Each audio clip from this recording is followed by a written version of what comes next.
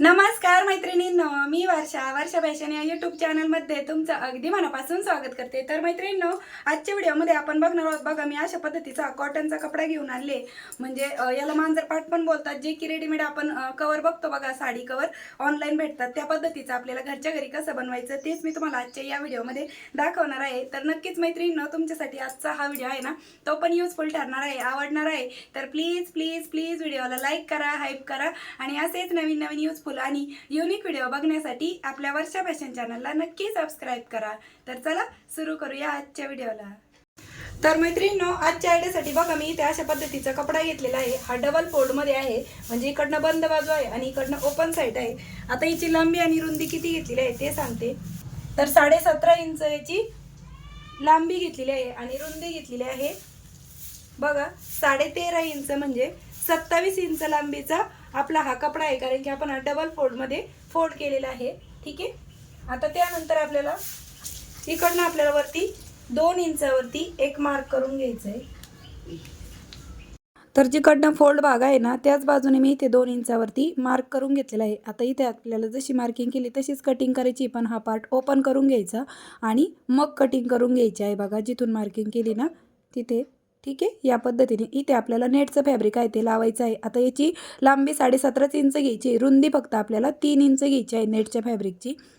जे ब्लाऊजला वापरतो ना तेच तुम्ही नेटचं फॅब्रिक घेऊ शकता, किंवा मग प्लॅस्टिकची पॉलिथिन वापरली तरी पण चालेल। तर चला आता ही स्टिच कसं करायचं ते पण दाखवते। तर बघा, या पद्धतीने आपण हे नेटचं फॅब्रिक आहे ते वरतून ठेवून घेतलेलं आहे आणि यावरती परत आपल्याला दाबटीप पण देऊन घ्यायची आहे बघा, या पद्धतीने।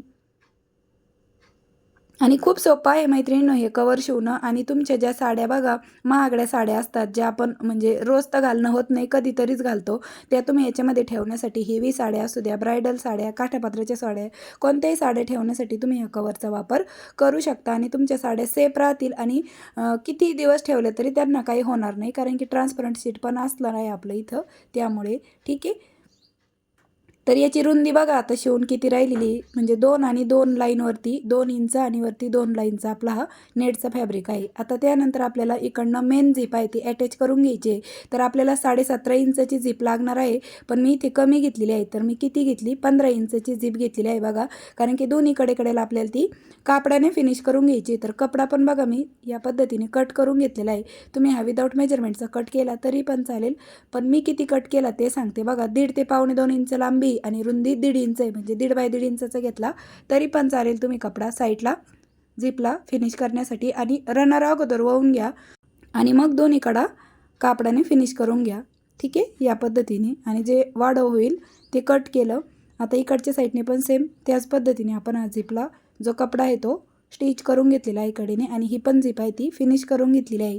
आणि बघा आता झिपची जी राईट साईड आहे ती कापडाच्या बाजूने ठेवून घ्यायची बघा, या पद्धतीने, आणि ही स्टिच करून घ्यायची आहे।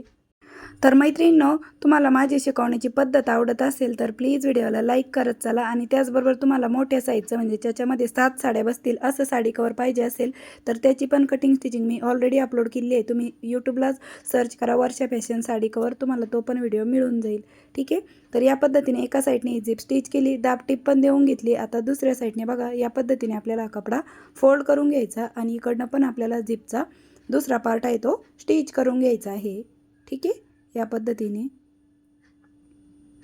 आणि यावरती दाबटीप देताना आता बघा कशी द्यायची, कारण की आता तर आपल्याला ही झिप ओपन करता नाही येणार, कारण की आपण कापडाने फिनिश केलेली आहे ती बघा। अशा पद्धतीने आपल्याला यावरती दाबटीप देऊन घ्यायचं आहे। खूप सोपं आहे, काही अवघड नाही जात दाबटीप द्यायला, फक्त खाली कपडा स्टिचिंगमध्ये येणार नाही याची काळजी घेत दाबटीप देऊन घ्यायची बघा, या पद्धतीने।